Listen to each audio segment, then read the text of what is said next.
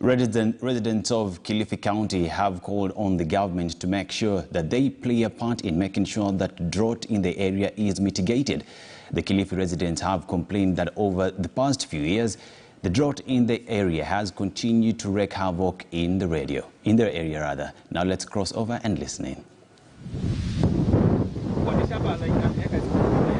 Na bei kama 30. Ukitoka pale mtu yule 30 anauza. Acha tu. Akiamua endelea. Hizi hazina.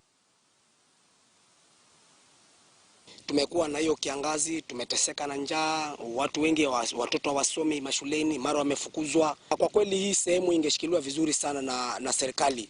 Hii mambo ya njaa Kilifi County ingeacha kabisa, kwa sababu hili eneo tuko nalo Uhai Marikano tuko na 400 hectares. Ziko na uwezo wa kulisha Kilifi County nzima kama tumepanda mahindi. Kilifi County ni moja ya zile ambazo zimekuwa affected. Lakini ni kwamba ukitembelea hapa, ukiona kile wachache wanafanya hapa, ni kwamba tuko na uwezo kama Kilifi County ya kutoa chakula na kulisha watu wetu wa Kilifi County.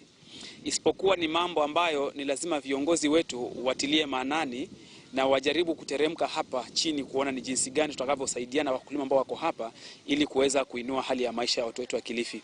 Kama huu mradi ungerudi na mpango mipya ikatengezeka ili kwamba maji yakawa yanaweza kupatikana kwa urahisi, basi tungerudi hapa shambani tukaanza kulima na tukapata mazao, tukapumzika mambo ya njaa. A section of fishermen